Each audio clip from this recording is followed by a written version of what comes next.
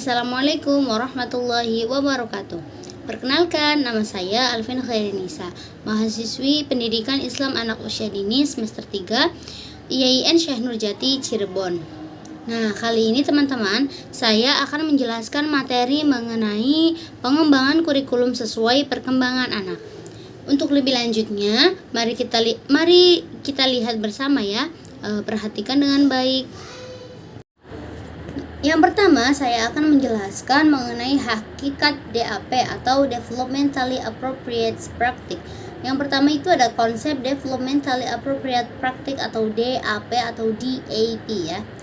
Jadi konsep DAP menurut Jackman 2012 dan Gordon Brown 2011 diperkenalkan lebih dari 20 tahun yang lalu oleh National Association for Education of Young Children atau NAEYC atau NAEYC. DAP merupakan program untuk melayani anak-anak dari lahir sampai usia 8 tahun dan keluarganya. DAP adalah desain pengembangan kurikulum yang mengacu pada ilmu pendidikan yang menyepakati perlunya disesuaikan dengan tahapan perkembangan anak. Nah, konsep DAP juga memiliki inti dan intinya itu ada 3. Yang memiliki keterkaitan satu sama lain, yaitu yang pertama ada age appropriateness atau kesesuaian dengan usia. Nah, age appropriateness ini pendidik harus menyesuaikan teori pembelajaran atau mengembangkan berdasarkan teori yang sesuai dengan usia anak tersebut. Jadi praktik pendidikannya atau praktik penerapan teorinya harus sesuai dengan usia anak yang akan dididik atau anak yang akan diajar. Nah, yang kedua ada individual appropriateness atau kesesuaian dengan individu anak. Nah, kalau yang kedua ini, praktik ini disesuaikan dengan individu anak dalam artian memahami atau mengukur pola pertumbuhan dan perkembangan setiap anak baik secara personal, termasuk sesuai dengan gaya belajarnya seperti apa, minat belajarnya seperti apa, pengalaman apa, dan potensi yang dimiliki anak tersebut itu seperti apa.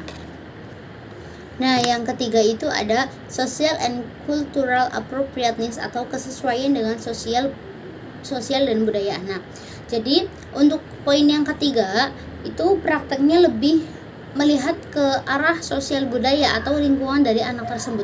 Bagaimana lingkungan anak tersebut, bagaimana kebiasaan lingkungan atau kebiasaan masyarakat yang dilakukannya. Nah, melalui sosial kultural atau sosial budaya, pendidik dapat menerapkan kurikulum dengan baik. Jadi dilihat di budayanya atau lingkungan sosialnya itu seperti apa, baik atau buruknya dilihat dulu, bagaimana adat istiadatnya, bagaimana mengenai masyarakatnya, karena itu akan mempengaruhi anak itu kan bagaimana sifat anak, bagaimana perilaku anak itu juga berpengaruh dari masyarakat atau lingkungan, karena lingkungan juga memiliki peran penting dalam kehidupan anak.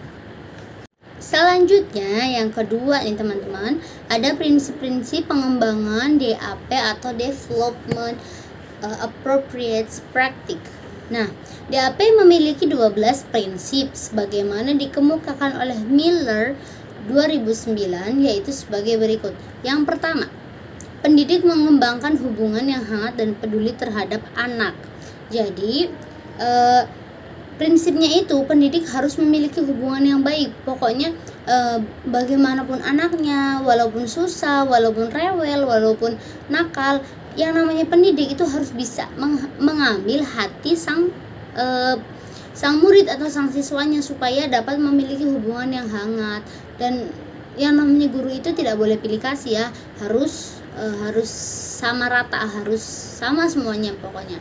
Nah, yang kedua itu pendidik mengakui perilaku positif anak, dalam artian pendidik itu mau mendengarkan alasan dari anak-anak atau pendapat anak, memperlakukan misbehaviors atau kesempatan untuk belajar membantu anak-anak mengelola emosi dan perilaku mereka.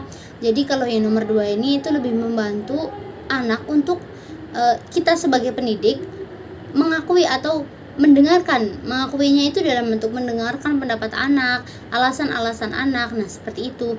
Nah, yang ketiga, program difokuskan untuk whole child.